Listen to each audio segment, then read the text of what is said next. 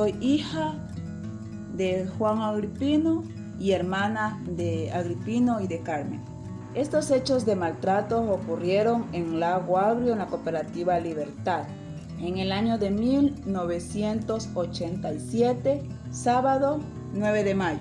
Oía que venían a trote ya, habían sido 15 militares, ya armados y equipados ya venían. Y ahí me llamaron que salga. Usted tiene 5 minutos para que entregue el fusil o si no muere. ¿Qué fusil? Le digo, ¿qué fusil me hablan? ¿Tan loco? ¿Qué le pasa? Le digo, teniente, ¿qué le pasa a usted? Le digo, viene a sorprenderme a matar a la gente acá. Le digo, yo no sé de fusil, no tengo ningún fusil. Más arribita allá, me hicieron arrodillar, me crucificaron, me amarraron con un palo y comenzaron a pegarme ahí. Me daban plan de machete en la cabeza bastante, esto me ablandaron. Yo no sé, tanta fuerza haría, me arranqué el cabo y me puse las manos así, en la cabeza. Y ahí eso me pelaron todito la mano a punta de plan, ya no aguantaba la cabeza. Cuando le dijo el teniente me comenzó a dar plan. Le dijo el teniente, no, este ni porque lo matemos no habla. Soldado Perea, encárguese de él. Cuando dijo que ese soldado vino y me pateó, me tumbó al suelo y ahí me levantó, cogió unos palos y ¡pum! Como loco comenzó a pegarme con una rama de palos que habían ahí. Cuando ahí ya se cansó y ahí le dijo el teniente, ya no le peguen más, llévenlo. Ahí me cogieron en anda porque ya me dejaron medio descompuesto ya. En anda hasta la casa de don Delmo Vivanco. Ahí voy viendo, han tenido toda mi familia encerradas ahí. Estos hechos afectaron significativamente nuestra niñez, psicológicamente y económicamente. Durante varios meses vimos el sufrimiento de ver a nuestro padre y hermanos padecer el dolor del maltrato que estos señores le habían ocasionado. Vivíamos en constantes zozobras y nos teníamos que trasladar de un lugar a otro.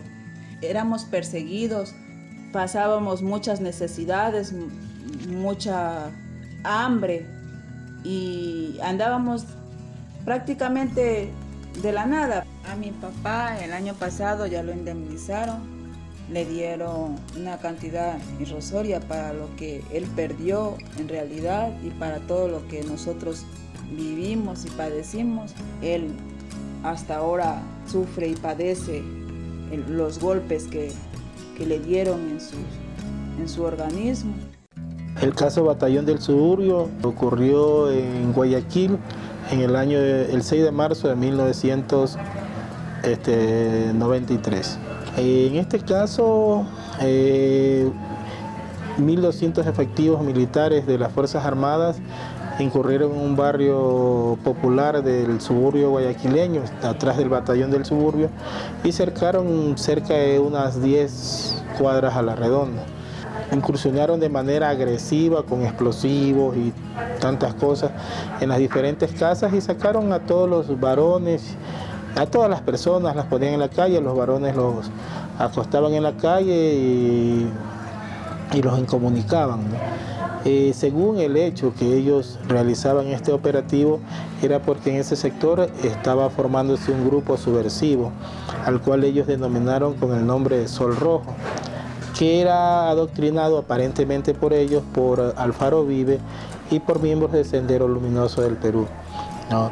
En ese procedimiento ellos ejecutaron extrajudicialmente a 3 personas en sus casas frente a sus familias y fuimos detenidos más de 40 personas. Nos llevaron a la base San Eduardo, donde nos tuvieron incomunicados, maniatados con las manos atrás y vendados, encapuchados con nuestras propias camisetas que nos pusieron, donde fuimos torturados física y emocionalmente durante 8 días.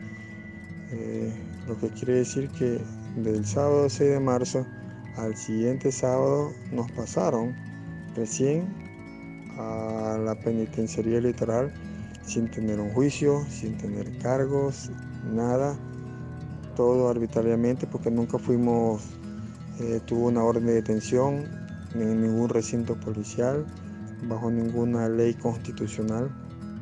Cuando el Estado firmó un convenio con la base de Manta, la FOL, que eran los gringos, hubieron muchos hundimientos de barcos, indicando de que nosotros cargábamos droga o inmigrantes, entonces ellos cogieron a unas embarcaciones, no a mí solo, sino a varias embarcaciones, les hundieron diciendo que nosotros cargábamos droga o teníamos avería en el barco. Se desapareció un barco llamado Jorge IV con 18 tripulantes, fue el 5 de junio del año 2002. Pasábamos de noche en la capitanía, a los armadores ahí insistiéndole para que nos ayuden, para que se hagan a buscar a ver qué es lo que pasó con el barco, porque no aparecía. Ya habiendo cumplido el tiempo de pesca que ellos regresan, porque ellos se salieron el 5 de junio, ya tenían que haber regresado a un mes. Esto me afectó mi vida diaria, no laboral, porque él era el sustento de mi hogar. Nosotros teníamos poco tiempo de unidos, tenía una niña. Ellos zarparon de aquí del Puerto Manta. Tuve la oportunidad de despedirme de él y que me dijo que en 15 días regresaban de la faena de pesca. Fue muy duro para mí, a duras penas, bachiller, sin ninguna experiencia laboral. Me tocó ejercer hasta la actualidad el papel de padre y madre y fue muy duro encontrar trabajo. El caso se encuentra ahorita en la Fiscalía de la Comisión de la Verdad en Quito, porque aquí en Manta el año pasado el fiscal de aquí de Manta quiso cerrar el caso y se logró interponer un recurso de que el caso no fuera archivado, sino más bien la documentación fuera entregada para que se anexara a la investigación que está llevando la Comisión de la Verdad, la Fiscalía de la Comisión de la Verdad en la ciudad de Quito. Soy nuestro comando de Tábara, sentenciado a 16 años de prisión por ser uno de los supuestamente autores materiales del dicho caso.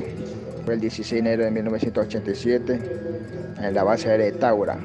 Me tuvieron más de 15 días enterrado 3 metros bajo tierra en unas catacumbas en el Batallón de Inteligencia Militar en Conocoto. Salimos a la luz después de que nuestros familiares, que junto con otras familias también de compañeros desaparecidos, porque fuimos casi como 16 o 17 compañeros comandos que tuvimos desaparecidos en el BIN, hicieron una huelga de hambre en el Tribunal de Garantía Constitucional en ese tiempo, que era el presidente, el señor René de la Torre. Es ahí que con la huelga de hambre que hicieron nos sacaron a la luz en este caso. Después estuvimos un año en los cuarteles militares, pasamos otro año en el penal García Moreno. Salimos de ahí gracias a la ley de gracia que dio el señor presidente, en ese caso Rodrigo Borja. Salimos con una mano adelante y otra atrás. No podíamos conseguir trabajo. El caso de nosotros se encuentra en el limbo ahorita en este caso. En este caso de los comandos de Tábara no se reparó nada. Soy esposa del suboficial Enrique Roberto Duchicel Hernández, que fue a trabajar en Lima, Perú, en la Embajada del Ecuador, y que un 27 de mayo de 1988 fue secuestrado, torturado, muerto, asesinado por miembros de inteligencia del Perú, y que hasta ahora no me lo devuelven ni el cuerpo ni cenizas, y tampoco me dicen la verdad. Le habían tenido 14 días vivo, torturándome. 14 días le habían tenido. Y claro, yo cuando hablé con él, con un Febres Cordero, ahí estaba dentro de esos 14 días. Entonces, bueno, ya él ya se fue. Después vino el presidente Borja, Rodrigo Borja. Igual me fui y pedí así mismo audiencia para que me escuchara en la presidencia. Me escuchó, le supliqué, le imploré, diciéndole que no era mujeriego, llevándole las notas de mi esposo, de los jefes, llevándole todo diciéndole que no era así, que mi esposo no es así, tratando de hacerle ver que no es la verdad como le pinta la Fuerza Aérea. Entonces me dijo que no me preocupe, que cualquier cosa que sea, aunque sea lo que yo no quiera oír, que es que le hayan matado, que cualquier cosa él me va a avisar. pero llegó a pasar tanto el tiempo, hasta ahora no cumplió. Entrando a mi trabajo, que en ese entonces yo trabajaba aserrando madera, cogiendo café, bueno, el trabajo es en el campo. Entre eso de las 8, 8 y media, me captura un grupo de militares y me llevan hasta la casa de un hermano llamado Raúl Jiménez, aduciendo que estaban haciendo un ejercicio en el cual podían haber incidentes, pues por tal situación yo tenía tenían miedo de mi integridad personal. Nos desembarcan en un batallón llamado 56 Tungurahua, Santa Cecilia, en lo cual sufrimos maltratos de todo tipo. Nos ponían gas, nos ponían fundas de gas, trapos con agua con gas, nos pisoteaban. Por último me pusieron corriente y me sacaban cuero de los glúteos. El Estado ecuatoriano conformó su comisión de negociación para la reparación, pero no era una negociación, era una propuesta, se puede decir. Como quien dice, ¿lo tomas o lo dejas? El Estado ecuatoriano te va a indemnizar con $20.000 por detención ilegal y tortura, porque eso hay. ¿Lo tomas o lo dejas? No hay otra forma más. El caso por el cual yo fui detenido, que es uno de los, quizá el más impactante, que es el secuestro de Naín Isaías Barquet.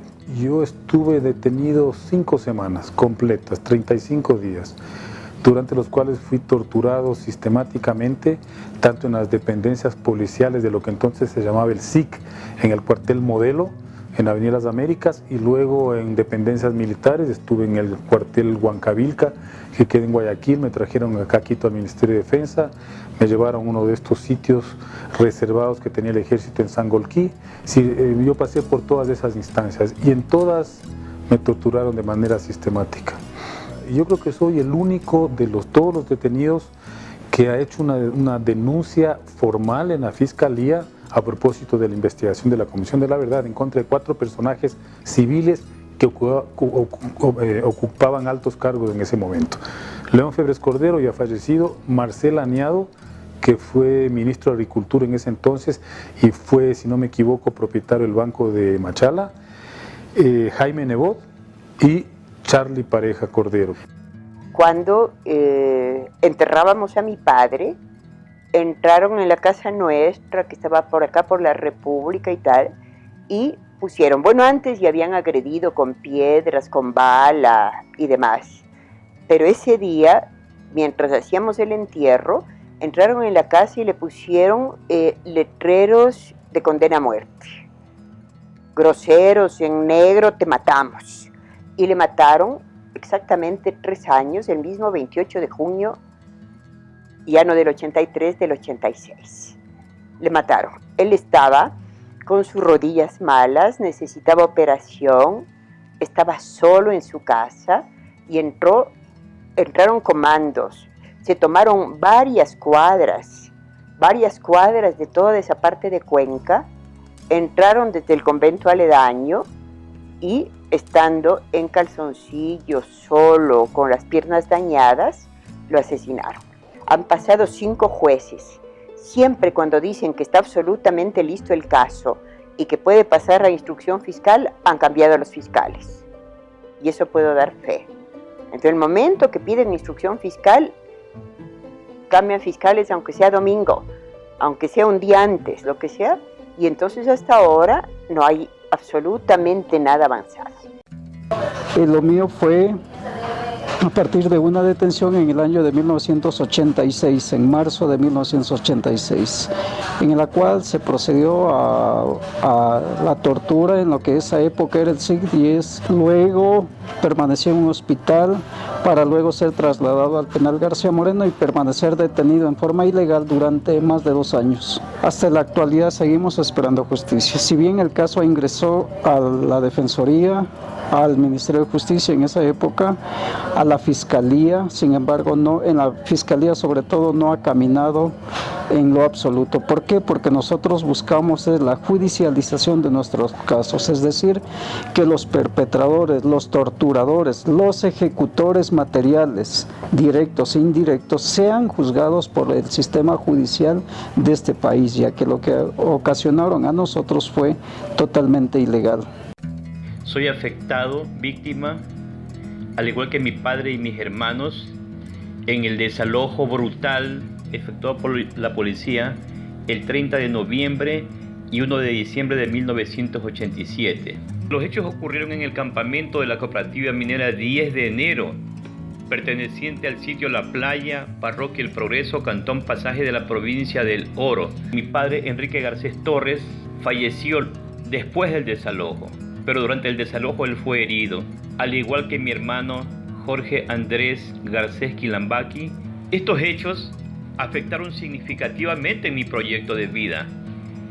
Perdí mi casa minera, mi frontón minero, laboralmente quedé desempleado en la calle, psicológicamente sufro de trastornos de estrés postraumático. En nuestro caso es más conocido como masacre de la Tigrera y que se encuentra en indagación previa, que ciertos fiscales han expresado que en el presente caso no es más que un desalojo y nada más, un pequeño susto, y que lo único que se investiga son las ejecuciones extrajudiciales y los heridos, que los golpeados, afectados psicológicamente y las pérdidas económicas no tienen ningún reclamo ni ningún reparo.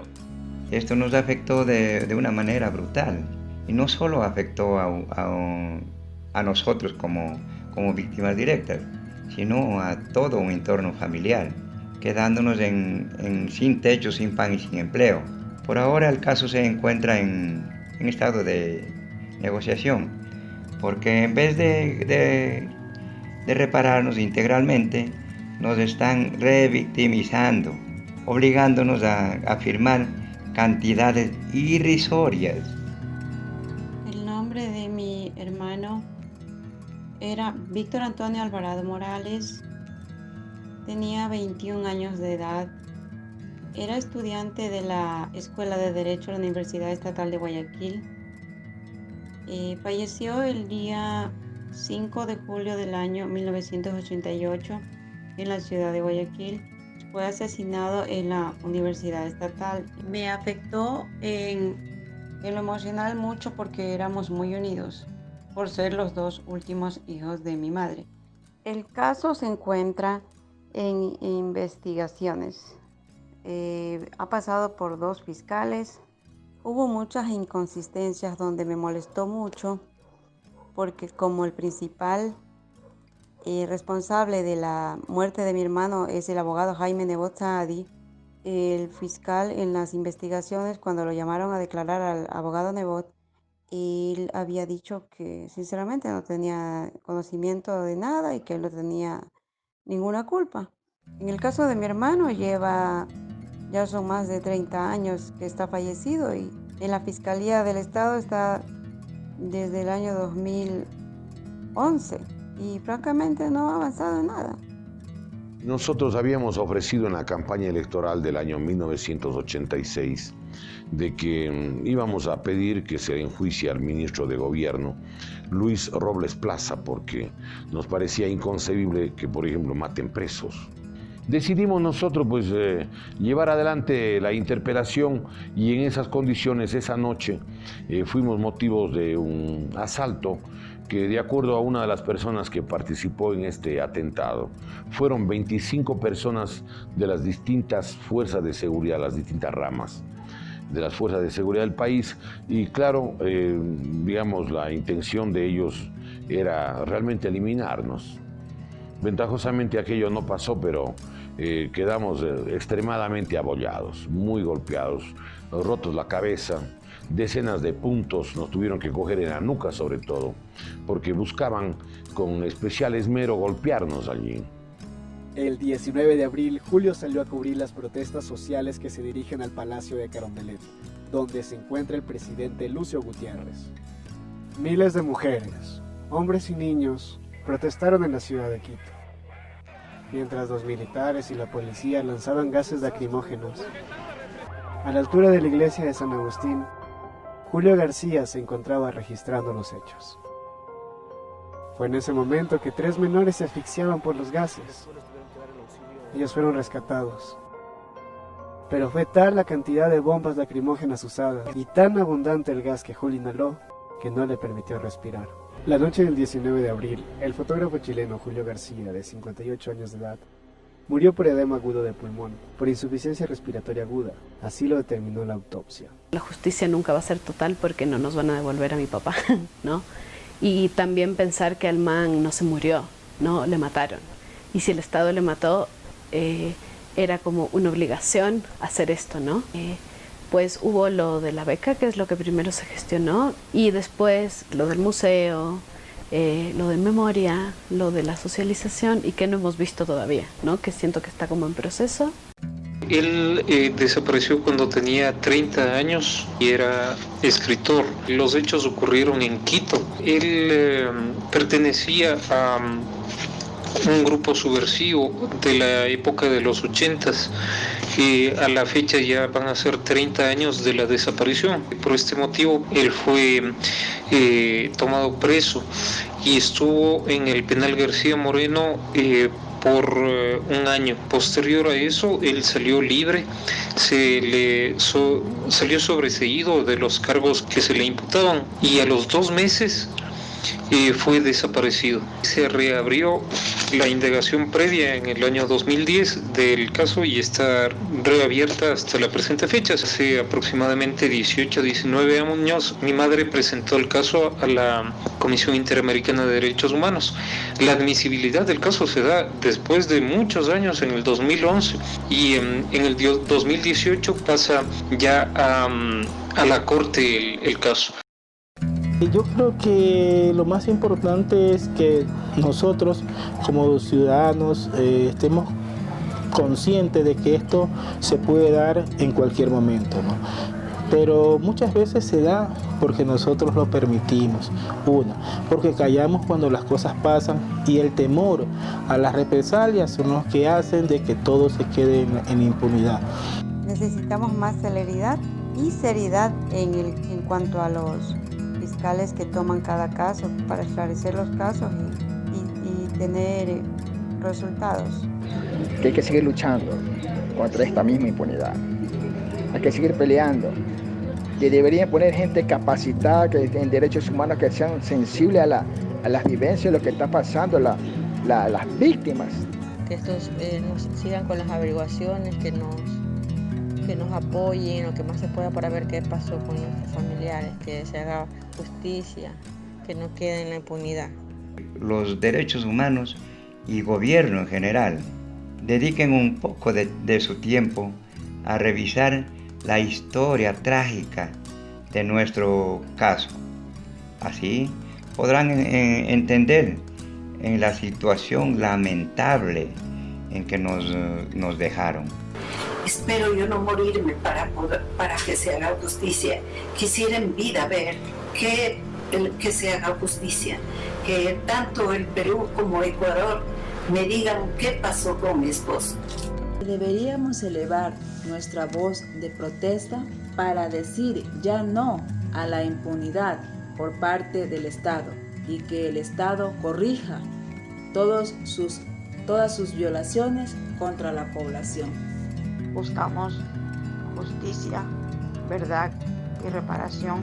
Nos toca revictimizarnos a cada momento al volver a recordar, y que hasta la vez se haya dado un veredicto a favor de nosotros. Lo que queremos es que basta de impunidad, que caigan los que tengan que caer y que se sepan sobre todo la verdad, ¿no? Que nos reconozcan como víctimas, por lo menos que nos den esa oportunidad y nos dejen de revictimizar nuevamente. Debe haber un no a la agresión, un no a la ejecución extrajudicial, no a la repetición, no a la revictimización, no a la impunidad del Estado ecuatoriano contra los ciudadanos de nuestro Ecuador. Al recordar estos hechos me revictimizo una vez más. Y aún así, la justicia no llega. Hay que continuar reclamando y continuar exigiendo y continuar trayendo a la memoria todos los casos de los compañeros de Gustavo, a todos los casos de los desaparecidos anteriores y actuales. Una de las actividades que tenemos todos es el no perder la memoria, porque la violación sistemática se ha continuado. Hoy es más sofisticada, pero sigue la represión policíaca al servicio de un Estado.